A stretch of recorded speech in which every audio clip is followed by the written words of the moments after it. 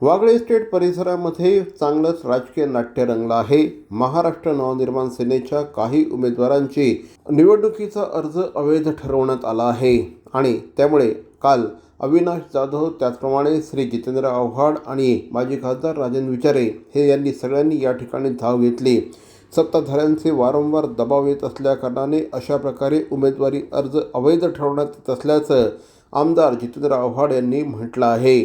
दरम्यान या संदर्भात आज मनसेचे नेते श्री अविनाश जाधव यांनी देखील निवडणूक अधिकाऱ्यांची भेट घेतली. संगीता माणिक पाटील रिजेक्ट. ठाण्यात एका ठिकाणी ऍफिडेव्हिट हे काल भरणं आवश्यक होतं, ते आज दुपारी 3 वाजता भरलं. निवडणूक निर्णय अधिकाऱ्याच्या सगळं लक्षात आणून दिलं की हे बघा, हे इतके वाजता भरलं जात आहे. ओके,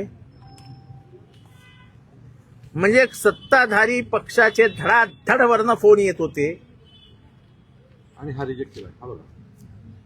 आणि हा एक 5 मिनिटं उशीर झालेला फॉर्म रिजेक्ट केला. साहेब हा एक्सेप्ट केलाय, इथे खाली आहे, तो रिजेक्ट केला आणि हा रिजेक्ट नाही केलाय. हे बघा, सेम इथे रिजेक्ट केलंय, इथे पण रिकामा आहे, हा ऍक्सेप्ट केला आणि हा रिजेक्ट केला. नगरसेविका वाघ, ही शिल्पा वाघ ती आलीच मुळी 11:30 वाजता, म्हणजे 11च्या आत येणं अपेक्षित असताना 11:30 वाजता हॉलमध्ये प्रवेश केला. मान्य करण्यात आलं. इथे एक रिकामा आहे, फॉर्म ऍक्सेप्ट करण्यात आला. ही आमची बहीण वेळेत आली होती, फक्त एक रिकामा राहिला. बाद. तुम्ही 3 वाजता ऍफिडेव्हिट ऍडमिट करतात, ते तुम्हाला अधिकारच नाही ऍफिडेव्हिट ऍडमिट करून घ्यायचा. म्हणजे कॉल फॉर्म भरल्यानंतर कोणाचंही ऍफिडेव्हिट घेणं हे कायद्यानुसार गुन्हा आहे. निवडणूक निर्णय अधिकाऱ्याच्या म्हणजे हातातच नाही ऍफिडेव्हिट घेणं. सत्ताधाऱ्यांच्या हातातलं भावलं म्हणजे निवडणूक आयोग आहे. अख्ख्या महाराष्ट्रामध्ये निवडणुका कशा पद्धतीने चालल्या तुम्हाला जिवंत उदाहरण म्हणजे या ठाण्यामध्ये. आणि या सत्तेचा गैरवापर करून अधिकाऱ्यांवरती दबाव आणून आज इथे धडधडीत पुरावे त्या ठिकाणी आपण दाखवलेले की 11 वाजता उमेदवारांनी त्या ठिकाणी यायचं होतं आणि जे काय कागदपत्र त्यातले राहिलेले असतील ते 11 वाजेपर्यंत हे करायचे.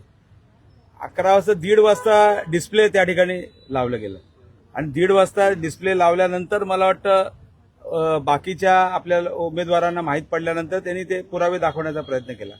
परंतु इथे जाणून बुजून त्या ठिकाणी कित्येक हे पत्रकामध्ये दिसत होतं की तिथे उमेदवाराची सही नाही, ब्लँक आहे, तारीख नाही. आणि असं असताना ते त्या ठिकाणी ती बाब लक्षात न घेता आणि परंतु हे दुसऱ्या उमेदवाराला तिकडे बाद केलं जातं.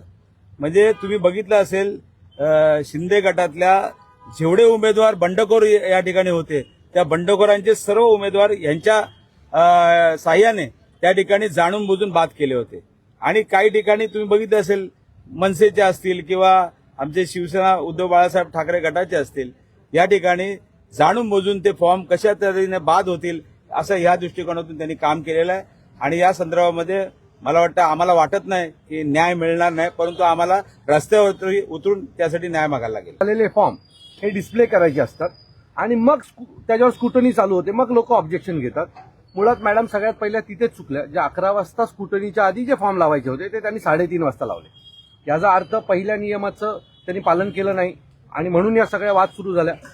त्यांचं असं मत आहे आम्ही ऍफिडेव्हिट त्यांनी नंतर मला आणून दिला पण तो आम्ही लावायला विसरलो. एवढी मोठी अधिकारी असं कसं म्हणू शकतो की आम्ही लावायला विसरलो? आणि त्यातूनच हा सगळा वाद सुरू झाला. आमचं म्हणणं आहे की संध्याकाळी 4:30 वाजता हा ज्यावेळेला वाद सुरू झाला त्याच्यानंतर मॅडमची मुलगी आतमध्ये आली आणि ती एक फाईल घेऊन आली. अशी एका लेडीजने तक्रार केली, ती मागे उभी आहे. त्या फाईलमध्ये आम्ही विचारलं काय होतं, तर त्या म्हणाल्या नाही मला माझं डिप्रेशनच्या औषधांची फाईल होती, तर ती औषधं आणायची होती म्हणून ती फाईल आणली होती. मी म्हटलं मॅडम ते व्हॉट्सअपवर का मागवलं नाहीत तुम्ही, 2 मिनिटात आलं असतं. तर त्यावेळेला मॅडम गप्प झाल्या. याचा अर्थ याच्यात कुठेतरी खूप मोठा घोळ आहे. सीसीटीव्ही फुटेज हे जोपर्यंत चेक होत नाहीत तोपर्यंत आज सकाळी काय घडलं हे कोणालाही कळणार नाही. खरं तर आमचं मत आहे तिन्ही उमेदवार बाद झाले पाहिजे, कारण चुकीच्या पद्धतीने ह्या सगळ्या गोष्टी केल्यात. आमचा एक उमेदवार आहे, त्याला एकच दाखला द्यायचा होता आणि तो दाखला द्यायला त्याची बायको बरोबर 10:30ला इथे आली, पण ज्यावेळेला ती 10:30ला आतमध्ये आली त्यावेळेला सगळी लोक नाश्ता करत होती, पण ती पण बिचारी तिथे बसली. आणि 11:05ला ज्यावेळेला सगळी लोक टेबलवर जाऊन बसली तेव्हा ती गेली आणि तिने दिलं. त्यावेळेला ती म्हणते नाही 11:05ला आलात. अहो पण ती महिला त्या हॉलमध्ये 10:30लाच आली ना. जर एखादी महिला 10:30ला हॉलमध्ये आले तर तिचा फॉर्म ग्राह्य केला पाहिजे. आणि छोट्या छोट्या कारणांमुळे या लोकांनी अनेक लोकांचे फॉर्म उडवले आणि या लोकांना एवढे निरंक लिहिणं गरजेचं आहे, नाही तर तात्काळ तो फॉर्म बाद होतो आणि यांच्यावर कुठलीच कारवाई नाही. याचा अर्थ जाणून बुजून आरो नेमले गेले. तुम्हाला आठवतंय का, आम्ही एक मोर्चा काढला होता आणि त्या मोर्चात आमची एकच मागणी होती की निवडणूक जो अधिकारी आहे तो अतिशय महत्वाचा आहे, भ्रष्ट अधिकाऱ्यांना देऊ नका. आणि त्याचा परिणाम आम्ही आज भोगतो. निवडणूक आयोग ही वेगळी संस्था आहे, हे सगळं खोट आहे.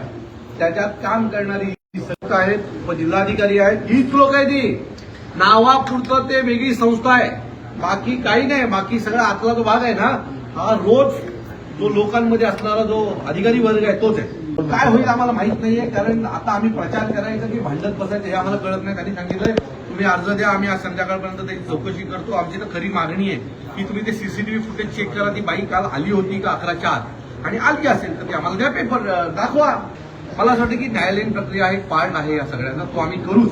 पण त्याच्यासोबत मला असं वाटतं की या लोकांनी जर न्याय मिळवून दिला तर आम्हाला त्या प्रक्रियेत जायची गरज लागणार नाही. माझी विनंती आहे निवडणूक आयोगाला, ज्याला आपण खोटं निवडणूक आयोग म्हणू शकतो, की नावापुरतं ते निवडणूक आयोग स्वायत्त संस्था असं आहे.